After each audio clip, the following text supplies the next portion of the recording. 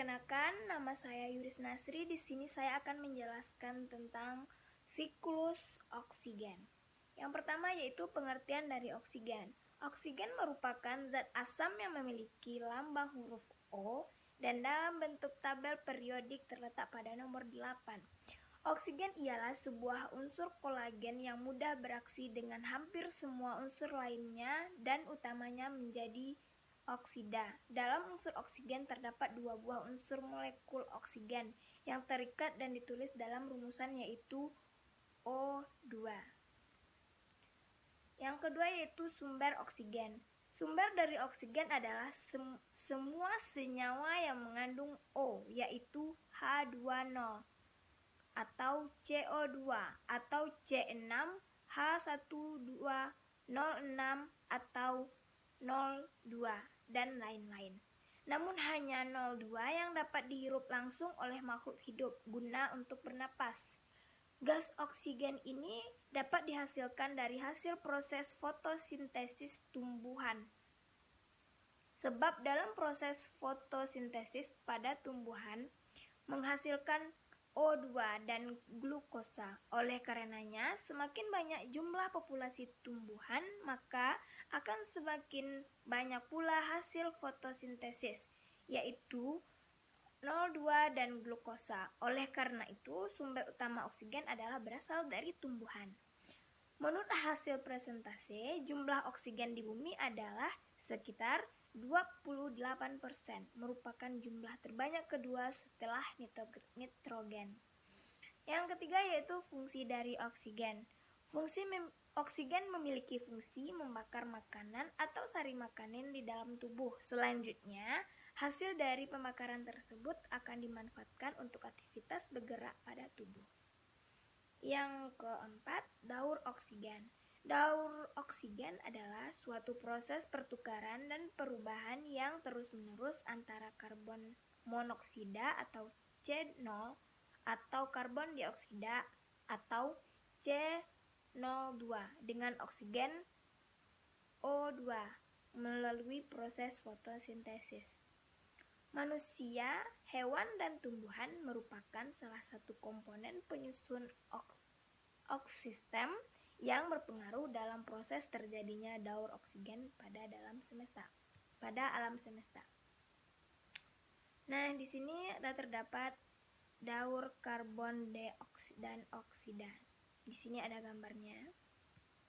Yang pertama, ketika terjadi proses fotosintesis dan alga yang menyerap karbon dioksida, CO2 menghasilkan oksigen atau O2 yang dilepaskan ke atmosfer. Yang kedua, oksigen akan dihirup oleh makhluk hidup melalui respirasi atau pernapasan. Yang ketiga, pada makhluk hidup, oksigen kemudian dijadikan sebagai bahan bakar dari sari makanan melalui suatu proses metabolisme dalam tubuhnya masing-masing. Yang keempat, setelah melalui proses metabolisme, kemudian akan menghasilkan karbon dioksida atau CO2 yang kemudian dilepaskan atmosfer. Selanjutnya, siklus belerang. Nah, daur belerang atau daur sulfur adalah salah satu bentuk daur biogeokimia. Pengertian dari definisi lain dari luar belerang atau sulfur yaitu perubahan sulfur dari hidrogen sulfida menjadi sulfur dioksida, lalu menjadi sulfat, dan kembali menjadi hidrogen sulfida lagi. Sulfur di dalam ditemukan dalam berbagai bentuk. Dalam tanah, sulfur ditemukan dalam bentuk mineral, di udara dalam bentuk gas, sulfur dioksida, dan di dalam tubuh organisme sebagai penyusun protein. Siklus sulfur dimulai dari dalam tanah, yaitu ketika ion-ion sulfat diserap oleh akar dan dimetabolisme menjadi penyusunan protein dalam tubuh tumbuhan. Ketika hewan dan manusia memakan tumbuhan, protein tersebut akan berpindah ke tubuh manusia Dari dalam tubuh manusia, senyawa sulfur mengalami metabolisme yang sisa-sisa hasil metabolisme tersebut oleh bakteri dalam lambung berupa gas dan dikeluarkan melalui kentut. Salah satu zat yang terkandung dalam kentut adalah sulfur. Semakin besar kandungan sulfur dalam bentuk, maka kentut akan semakin berbau.